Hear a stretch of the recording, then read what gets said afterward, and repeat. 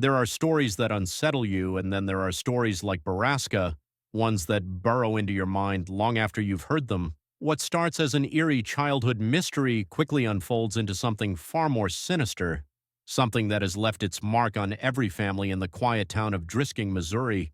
For years, whispers of a strange machine hidden deep in the woods have terrified the local children. Some say it holds the key to the town's greatest secret. Others know better than to ask. But those who dig too deep into Baraska don't just find the truth, they become part of it. As more girls go missing and the town's silence grows heavier, the horrifying reality behind Drisking's darkest legend begins to surface. What happens to those who disappear? Why does no one speak their names again? And what could be so monstrous that an entire town chooses to look away? Some secrets are meant to stay buried, but for those who uncover the truth about Baraska, the real nightmare is only beginning. Drisking, Missouri is a seemingly peaceful and picturesque town nestled in the Ozark Mountains. It's the kind of place where everyone knows each other, where traditions are upheld, and where people don't ask too many questions. But beneath its charming small-town exterior, Drisking harbors a horrifying secret, one that has kept its residents in silent complicity for generations. Deep in the surrounding forests, beyond the familiar trails, lies something far more sinister: Baraska. It's not a place marked on any map, yet everyone who's lived in Drisking long enough knows about it. To the children, it's a mysterious legend whispered among friends, a place they dare each other to find but never do. To the adults, it's an unspoken reality, one they pretend doesn't exist. Baraska is more than just a legend. It's the site of a horrific hidden industry. Beneath the surface, an old mining facility has been repurposed into something far darker. It is here that young women abducted from the town and surrounding areas are held captive. Their fates are even more horrifying than death. The town's deepest secret is that Baraska is an underground human egg farm. The missing girls are not killed immediately. They are imprisoned, forced into reproductive exploitation, their bodies used to harvest eggs for illegal fertility markets. The operation is controlled by the town's most powerful figures, those who benefit from keeping the truth buried. The machine, the source of that eerie sound in the woods, is what happens when a girl is no longer useful. When her body is depleted, she is discarded. The sound is the grinding of the machine that disposes of them, turning their remains into nothing more than dust on the wind. The egg donation process involves several key individuals, groups, and organizations. Egg donors are typically young women who may be financially vulnerable and choose to donate their eggs for various reasons, including financial compensation. Fertility clinics and egg donation facilities manage the process, ensuring that eggs are donated and used for fertility treatments, research, or commercial purposes. Recipients are couples or individuals seeking fertility treatments to conceive using donated eggs. The main event or issue described in the context of human egg farming involves a harrowing case of exploitation where women, particularly from Thailand, were lured into a human egg harvesting scheme in Georgia. This scheme, operated by Chinese gangsters, involved deceiving women into believing they would work as surrogates for childless couples, only to find themselves trapped in a situation where they were treated as commodities, subjected to hormone treatments, and forced to undergo regular egg extractions. The incident highlights the darker aspects of the fertility industry, including human trafficking, exploitation, and the commodification of human biology. In the town of Drisking, the recurring disappearance of teenage girls is met with a chilling pattern of institutional neglect and manipulation.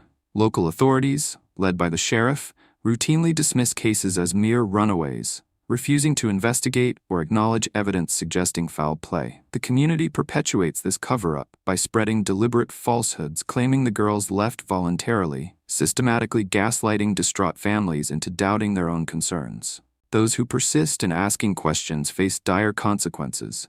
Some mysteriously relocate overnight, while others are subjected to overt threats, ensuring collective silence about the town's unsettling epidemic of missing adolescents. The harrowing scenario in Drisking mirrors real-world trafficking operations, such as the Georgian human egg farm scandal, where over 100 Thai women were imprisoned, forcibly injected with hormones, and subjected to monthly egg extraction by Chinese gangs. Like the fictional mining site facility, victims in Georgia were lured through deceptive job ads on social media, imprisoned in compounds, and coerced into invasive procedures under threat of financial penalties or arrest. In both cases, systemic corruption plays a role. Georgian authorities faced criticism for lax oversight, while Drisking's elites and law enforcement allegedly shield the operation, echoing how traffickers exploited gaps in international surrogacy laws to evade accountability. Wealthy couples purchasing these eggs, whether in Drisking or global IVF markets, often turn a blind eye to their origins, despite risks like ovarian hyperstimulation syndrome and psychological trauma faced by donors. The interwoven themes of exploitation, institutional complicity, and consumer indifference underscore the dark reality of illicit fertility markets. The narrative you've described evokes a sense of foreboding and mystery, reminiscent of urban legends or horror stories, where a seemingly innocuous place holds a dark secret. The Triple Tree, where kids carve their names, serves as a gateway to the trail leading to Baraska, a place associated with eerie sounds and unexplained events.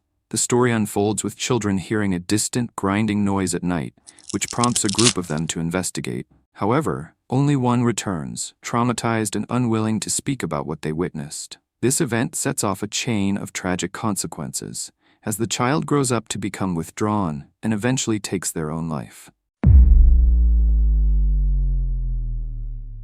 This scenario shares elements with classic horror themes, where an initial curiosity leads to a descent into darkness and tragedy. It highlights the psychological impact of experiencing something inexplicable and terrifying, especially during formative years. The narrative also touches on the idea of unresolved trauma and its long-term effects, a common thread in many psychological horror stories. One night, Kimber, a close friend of the protagonist, vanishes without a trace. Days later, a driver on a remote back road claims to have seen a bruised, half-naked girl running through the woods near Baraska. Despite reporting this sighting, no search party is organized. Instead, the sheriff pressures the driver to remain silent about the incident. The community's response is eerily similar to how Drisking handles missing girls, labeling them as runaways and discouraging further investigation. Kimber's disappearance is met with a chilling silence, and her parents abruptly move away within weeks, leaving behind unanswered questions and a haunting sense of unresolved mystery. This scenario echoes the darker themes found in stories like Baraska, where secrets and unexplained events are shrouded in fear and silence, and real-life mysteries like the disappearance of a family in Karnataka's Bandipur forest, where the lack of resolution leaves families and communities in anguish. It started like any other summer day hot, slow and uneventful. Sam's little sister, Whitney, had gone to a friend's house that afternoon, promising to be back before dark. But when the sun dipped below the trees and the streetlights flickered on, she never came home. At first, his parents weren't worried this was Drisking, after all, where nothing bad ever happened. But as the hours dragged on, as phone calls went unanswered and her friend's parents swore she had left long ago, a familiar chill settled over the house. The next morning, Sheriff Cleary arrived, his face unreadable, and said the words every family in town had heard before. She ran away. Case closed. But Sam knew better. Whitney would never leave without saying goodbye. And as he stared at the untouched bowl of cereal she had left on the table that morning, something inside him snapped. If the town wouldn't look for her, he would. Armed with only a flashlight and a sinking feeling, Sam followed the one clue he had, the sound. That awful, grinding hum that drifted from the woods late at night, the same one kids whispered about but no one dared to investigate. He made his way past the Triple Tree, past the carvings of lost names, deeper into the blackened forest where the trees grew thick and the air smelled like rust. And then he saw it, an old mining shaft, its entrance hidden beneath tangled vines and a rusted keep-out sign. The sound was louder here, mechanical and unnatural, vibrating beneath his feet. His hands trembled as he pushed open the heavy door, stepping into the darkness. And that was when he realized, Whitney wasn't the first girl to disappear. And she wouldn't be the last. As Sam delves deeper into the mysteries of Drisking, his investigation is driven by the disappearance of his sister.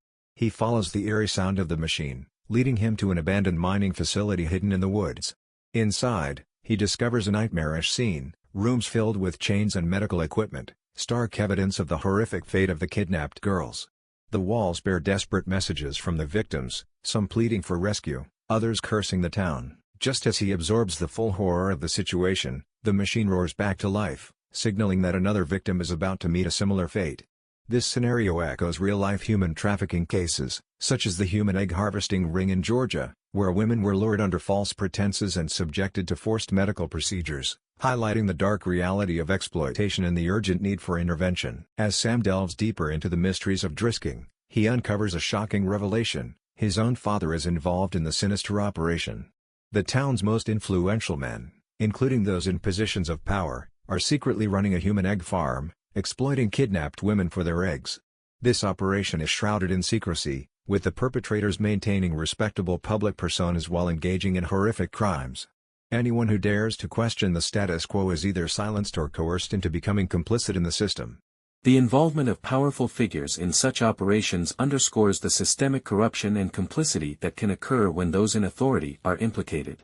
In Drisking, as in the Georgian case, the exploitation is hidden behind a facade of normalcy, making it difficult for outsiders to suspect anything amiss. The consequences for those who discover the truth are dire, as they face either intimidation or being drawn into the operation themselves. This setup creates a chilling atmosphere where fear and silence are used to maintain control over the community. Kimber's father, a retired cop who had long suspected the truth, had followed him. And he had brought evidence. Kimber, who had nearly escaped Baraska years ago, had left behind something crucial: a list of buyers, doctors, and corrupt officials involved in the black market egg trade. With the help of a journalist outside of Drisking, the information had already been sent to federal authorities.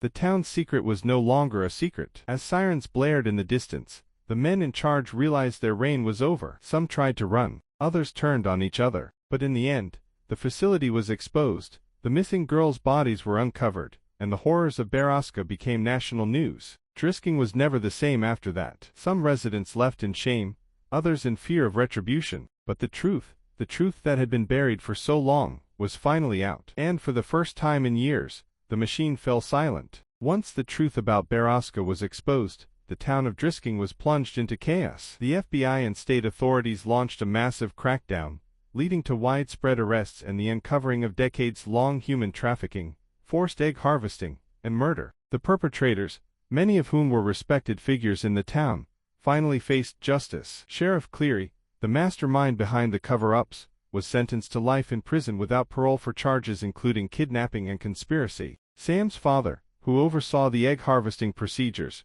received a life sentence for human trafficking and complicity in murder, but died in custody under disputed circumstances. Local businessmen and politicians involved in funding the operation and silencing victims' families were convicted of organized crime and human rights violations, receiving sentences ranging from 25 years to life. In the aftermath of the Baraska revelations, the town of Drisking was left reeling. Some townspeople had been aware of the sinister activities but chose to remain silent, either out of fear or self-preservation. Those who actively participated in covering up the disappearances faced severe consequences, receiving prison sentences ranging from 5 to 15 years for obstruction of justice. The stigma associated with Drisking led many families to flee, seeking to escape the dark reputation that now overshadowed the town. As a result, Drisking became infamous, and property values plummeted, forever marking it with a legacy of horror and corruption.